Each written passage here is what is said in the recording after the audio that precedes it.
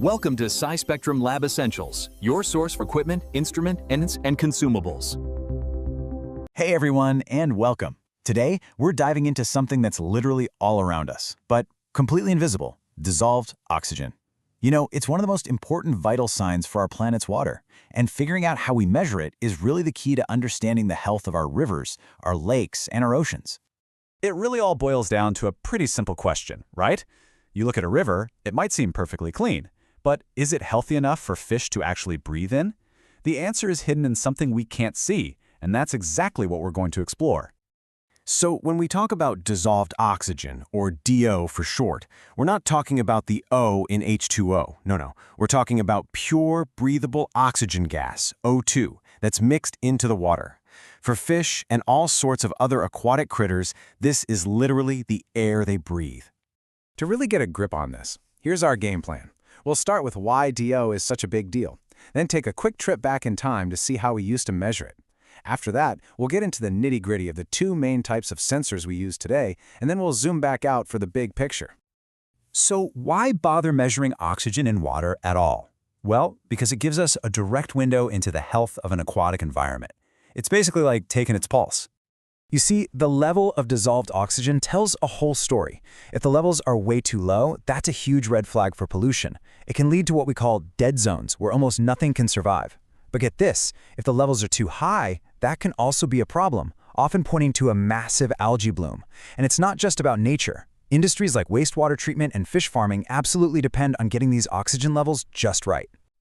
Okay, so trying to measure something you can't see is, well, it's tricky. And our ability to do it has come a long way. It's a story that starts with some messy, hands-on chemistry and ends with the slick sensors we have today. Our journey kicks off way back in 1888 with something called the Winkler method, all chemicals and glassware. Then, a huge leap forward in 1962 with the Clark electrode, which brought electronics into the mix. And finally, in the 1990s, optical sensors came along and just completely changed the game by using, of all things, light. The original Winkler method was a process. You had to add all these chemicals that would turn the oxygen into this solid brown stuff, then dissolve that with acid to release iodine, and then you'd carefully measure the iodine.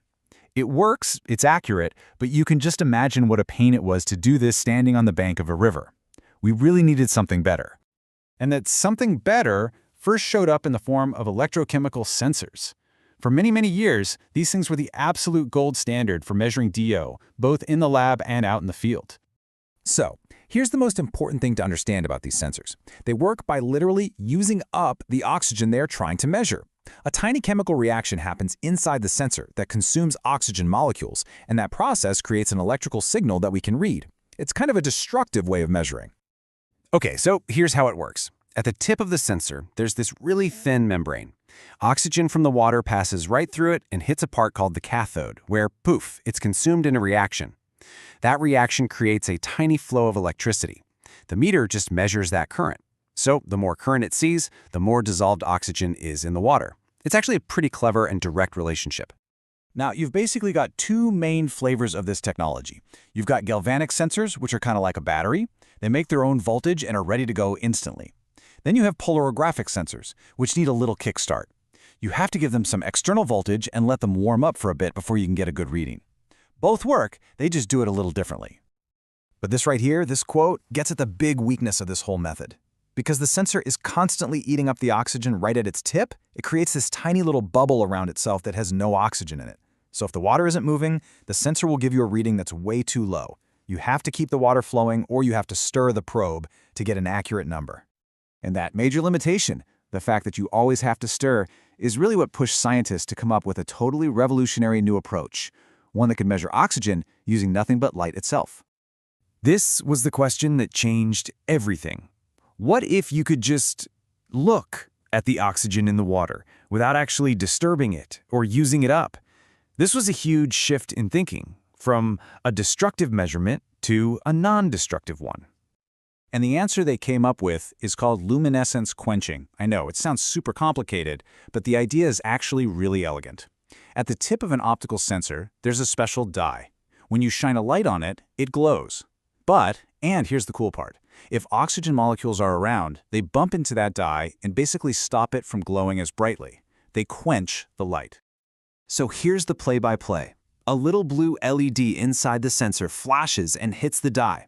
The dye gets all excited and tries to glow red. But the oxygen molecules in the water are like tiny party crashers. They collide with the dye and make that red glow shorter and dimmer. The sensor's brain precisely measures that change. And here's the key. The more oxygen there is, the dimmer and shorter that glow becomes. And the benefits of this are just massive. First off, since you're not consuming any oxygen, you don't need to stir at all. The sensors are incredibly stable, so you don't have to calibrate them nearly as often. They don't get tricked by other gases in the water, and they are ridiculously accurate, even when oxygen levels are critically low. It's just a huge leap forward in every way.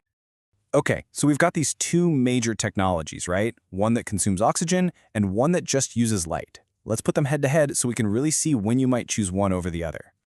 So when you boil it all down, it looks like this. Electrochemical sensors consume oxygen, and you have to stir them. They're usually cheaper to buy, but they need more babysitting.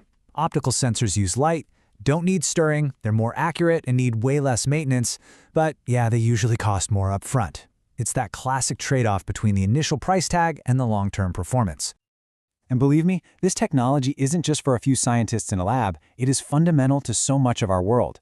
Environmental agencies use it every day to check the health of our rivers.